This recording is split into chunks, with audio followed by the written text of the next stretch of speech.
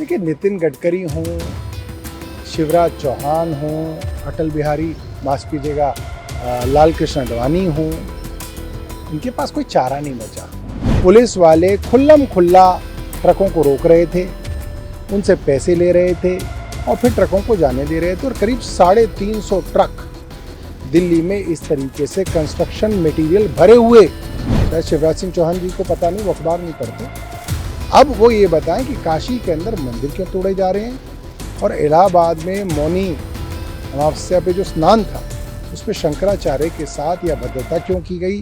Congress party को हमेशा से इस बात पे भारतीय जनता पार्टी ने गालियां दी कि वहाँ पे अध्यक्ष का चुनाव नहीं होता, और अब भारतीय जनता पार्टी में ये अब रीति बन गई है कि पहले इनका शीर्ष नेतृत्व अपने अनुसार किसी यस मैन को चुनता है, उसको कार्यकारी अध्यक्ष बनाते हैं और फिर उसको बाद में फुल ऑन अध्यक्ष बना देते हैं। मुझे लगता है कि भारतीय जनता पार्टी की जो लोकतांत्रिक प्रक्रियाएं थी उसके अंदर जो उनकी आस्था है वो अब खत्म हो गई है। उन्होंने कहा कि अब समय आ गया है कि नई पीढ़ी को आगे आना दिया जाए, हम जैसे पुराने लोग अपनी सुधारण करें, पीछे हटे। देखिए, नितिन गडकरी हों, शिवराज चौहान हों, अटल बिहारी माफ कीजिएगा लाल कृष्ण आडवाणी हों, इनके पास कोई चारा नहीं बचा।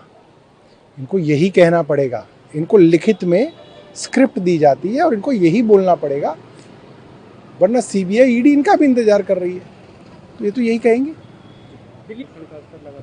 देखिए, कल रात को हमने स्टिंग ऑपरेशन कराया दिल्ली के एंट्री वाले इलाके पे, मांडी गांव के पास।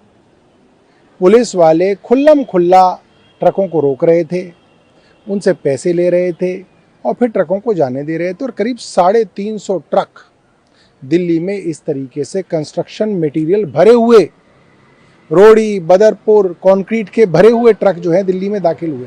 जाहिर सी बात है, इसका मतलब कंस्ट्रक्शन भी जारी है।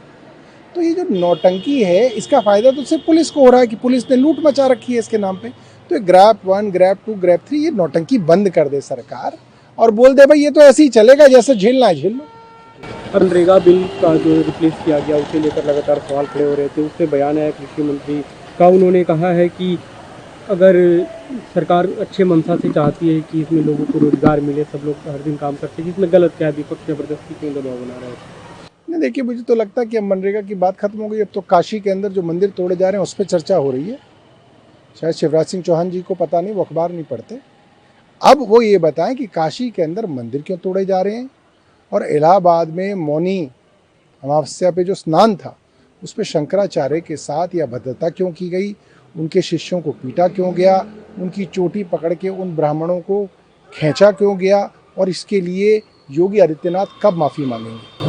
अपने मणिकर्णिका घाट में उसने 8 लोगों से एफआईआर हुई, आपके एमपी संजय सिंह का भी नाम है उसमें। सरकार कह रही है कि बदनाम करने की कोशिशें हो रही है। देखिए, सरकार बौखला गई है।